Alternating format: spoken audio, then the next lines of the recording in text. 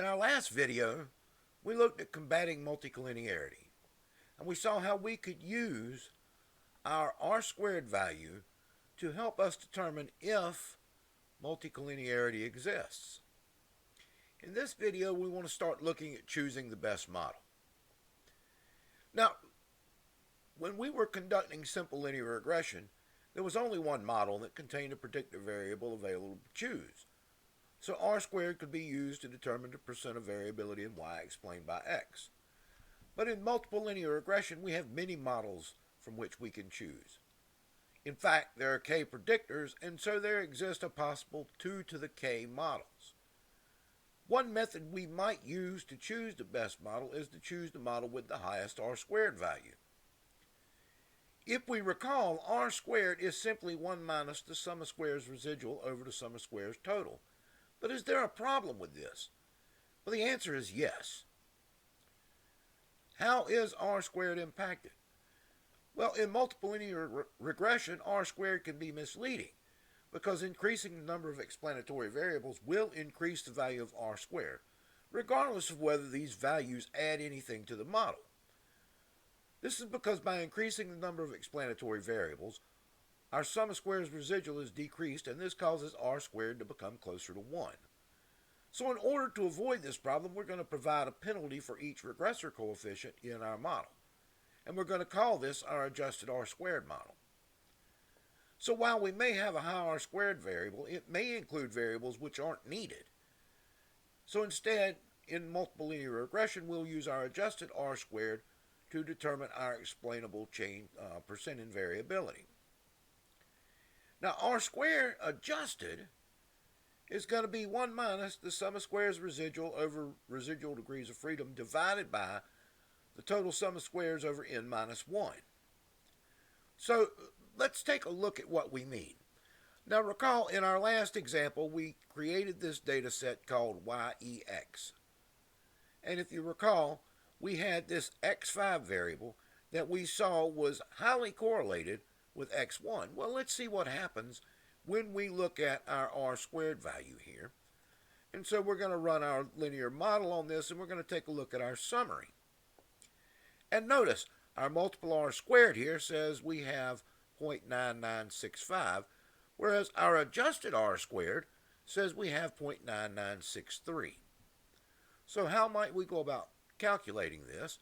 Well, again, I need to run this analysis of variance function, in which case I get my individual sums of squares and my residual sums of squares.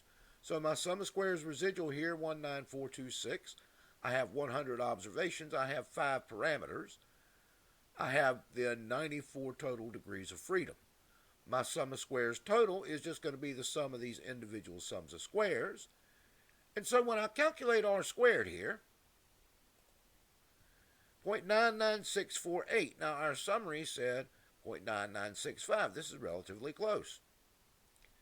But what about our adjusted r-squared? Well, when we look at our adjusted r-squared, what we see is, I'm going to run my analysis of variance again. I'm going to look at my sum of squares residuals. They're still the same. I'm going to add up my sum of squares total here. I have 100 observations. And so what we're going to get now when we run this is we get 1 minus our sum of squares residuals over the residual degrees of freedom divided by the sums of squares total over n minus 1, 0.99629. Now if we look back, 0.9963. So relatively close here. Okay. In multiple linear regression, as we said, r-squared will always increase with more parameters in the model, even if that parameter adds nothing. So we're adding our penalty, and that's our adjusted r-squared, and we said that that is 1 minus the sum of squares residuals over the total degrees of freedom divided by the sum of squares total over n minus 1. So let's take a look at our r-squared when we don't include x5. And so here I've created the data set that does not include x5. Notice I've got x1, x2, x3, x4, and y. And so I'll run my linear model and get my summary of this. And notice my multiple r squared here, 0.9766, my adjusted r squared, 0.9756. And so if we calculate this by hand, we see that our sum of squares residual, 129907 with 95 degrees of freedom. Our sum of squares total for our reduced model, we're simply going to add our individual sums of squares. And so when we calculate our r squared value here for this, we get 0.9760. Well, that's a little bit off from what our summary was. We had 0.9766. This is just due to rounding. Okay, now what about our adjusted r squared without our x5 value in here? Well, again, I now have 95 degrees of freedom. I'm going to go through and calculate my adjusted r squared value. And I get 0.9750. Well, again, this is due to rounding, 0.9756. There's a little bit of rounding issue in here. So, when I removed my x5 value, how did it impact the model? So let's take a look at our summary again.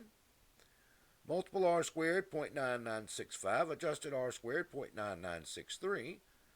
And when I look at the summary of my reduced model, multiple r squared, 0.9766, adjusted r squared, 0.9756.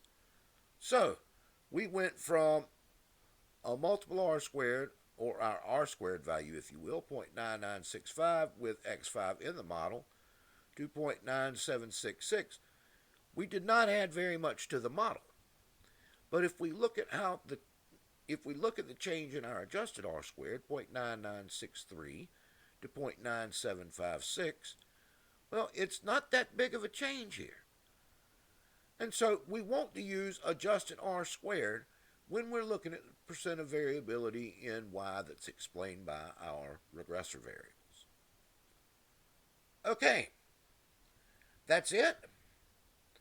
In our next video, we're going to continue discussing choosing our best model, but we're going to look at different ways that we can do this using press statistic, CP statistic, or elimination methods, and we're going to concentrate mainly on the elimination methods.